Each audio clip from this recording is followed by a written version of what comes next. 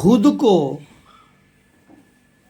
लोकतंत्र का ध्वजवाहक मानने वाला अमेरिका इन दिनों लोकतंत्र का तमाशा बना हुआ है।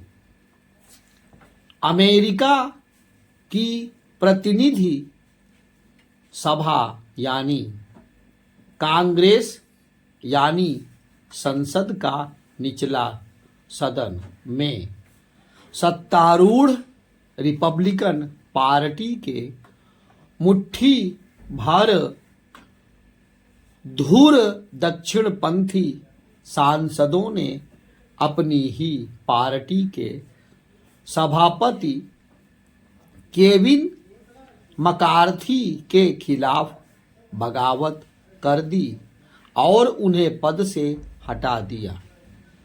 अमेरिकी संसद के इतिहास में इससे पहले कोई सभापति अपनी ही पार्टी के असंतुष्ट प्रतिनिधियों द्वारा नहीं हटाया गया था।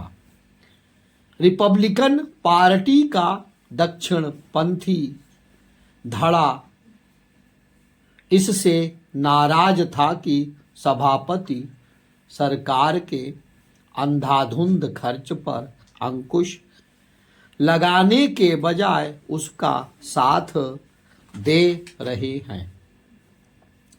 ध्यान रहे कि अमेरिका की अर्थव्यवस्था और उसकी मुद्रा डॉलर की दुनिया में इतनी साख है कि चीन जैसे देशों की लाख कोशिशों के बावजूद वह बढ़ती ही जाती है। मकार्थी की विदाई से रिपब्लिकन पार्टी के सामने ऐसा नया सभापति चुनने की चुनौती खड़ी हो गई है जो अपनी पार्टी के सभी धड़ों को एकजुट रखने के साथ ही सदन भी चला सके। हालांकि उससे भी बड़ी दो चुनौतियां बाइडेन सरकार के समक्ष उत्पन्न हुई हैं।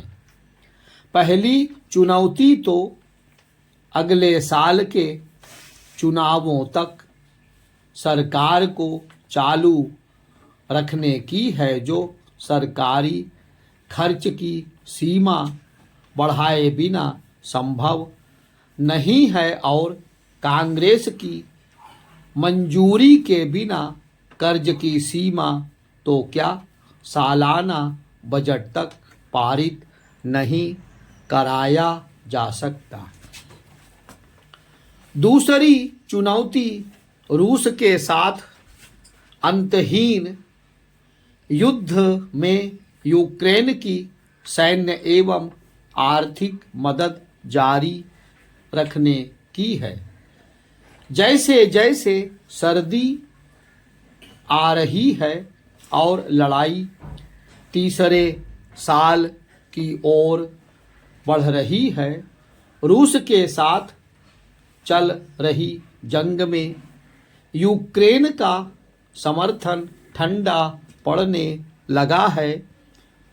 विशेषकर रिपब्लिकन पार्टी के सांसद अब यूक्रेन के बहुप्रचारित जवाबी हमले की प्रगति और रणनीति पर सवाल उठाने लगे हैं। वे अब आंख मूंद कर सहायता देने को तैयार नहीं हैं। यही बात यूरोप का है। ब्रिटेन और पोलैंड जैसे कुछ देशों को छोड़ दें तो फ्रांस, जर्मनी, इटली और स्पेन सब उकता गए हैं। जहाँ जहाँ चुनाव हो रहे हैं वहाँ समझौतावादी लोक लुभावन पार्टियां सत्ता में आ रही हैं। सर्बिया और हंगरी तो पहले ही पुतिन की भाषा बोल रहे थे। पुतिन के हमले से विकराल हुई ईंधन एवं खान पान की महंगाई और उस पर अंकुश लगाने के लिए तेजी से बढ़ी ब्याज दरों में लोगों में व्याप्त रोष के कारण अगले साल फ्रांस और ब्रिटेन में भी सरकारें बदलने के आसार बन चुके हैं। यूक्रेन के साथी नाटो देश लड़ाई के लिए आवश्यक गोला बारूद सप्लाई नहीं कर पा रहे हैं और रूस पर लगाए गए आर्थिक प्रतिबंध भोथरे पड़ चुके हैं। लगने लगा है कि यूक्रेन से छीने तक 1/3 भाग को अपनी जीत मानकर राष्ट्रपति पुतिन किसी समझौते की संभावना तलाश रहे हैं। हकीकत यह है कि पुतिन द्वारा छीने गए यूक्रेनी प्रांतों की वापसी के बिना यदि कोई समझौता होता भी है तो वह रूसी सेना के पराक्रम या पुतिन की रणनीति की वजह से नहीं बल्कि अमेरिका और यूरोपीय देशों के बिगड़ते बजट की वजह से होगा। उसके बिगड़ने की वजह युद्ध में हो रहा खर्च नहीं बल्कि कर्ज का वह बोझ है जो काम की उम्र के लोगों की तुलना में रिटायर हुए लोगों की बढ़ती आबादी और उनकी पेंशन और देखभाल की हकदारी के कारण बना है। बेहतर खान पान और स्वास्थ्य सुविधाओं के कारण पिछले 100 वर्षों में लोगों की औसत आयु 20 से 25 साल बढ़ चुकी है। पेंशन और देखभाल के नियम औसत 35 साल कम करने और टैक्स देने वाले व्यक्ति को 20 से 25 साल पेंशन देने और उसकी देखभाल करने के लिए बनाए गए थे। दूसरी ओर औसत उम्र के बढ़ने से लोग 35 साल काम करके 35 से 40 साल पेंशन खाने और देखभाल कराने लगे हैं।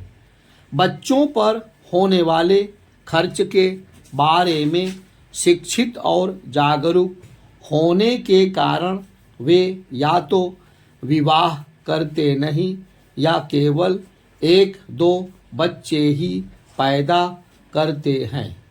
इससे कामकाजी आबादी तेजी से घट रही है। बढ़ती कामकाजी आबादी को रिटायर लोगों की बढ़ती आबादी के खर्च का बोझ उठाना पड़ रहा है।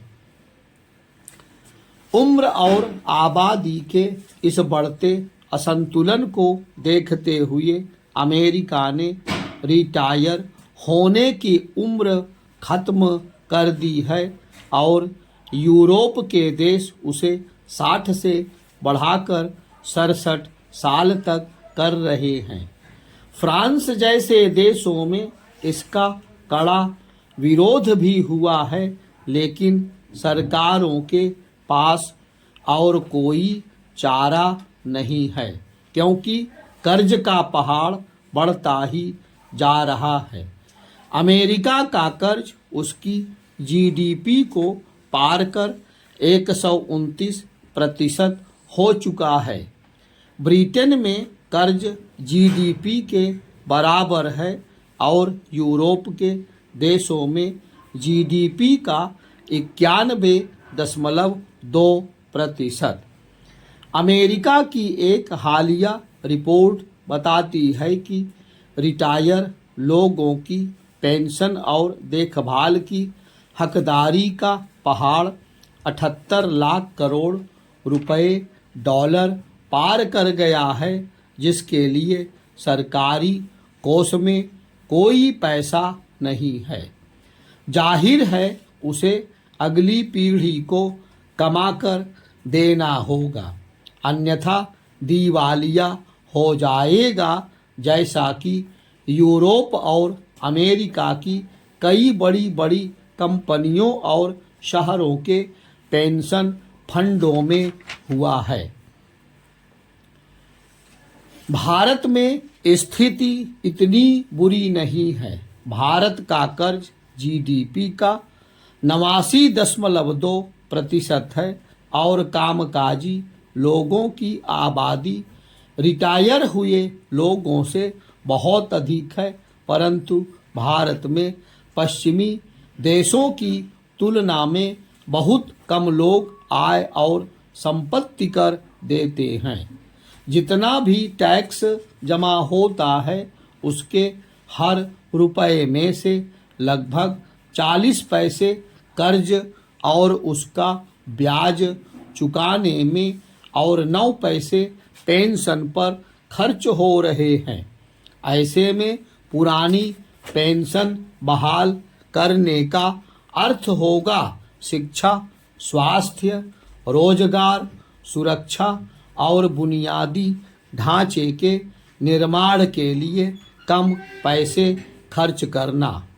यदि लोग यही चाहेंगे तो सरकारों को करना भी होगा, लेकिन नेताओं का फर्ज भी बनता है कि वे वोटों के लिए पुरानी पेंशन, नौकरियों, मुफ्त चीज़ों और भत्तों जैसे वादे करने से पहले लोगों को पूरी तस्वीर समझाएं।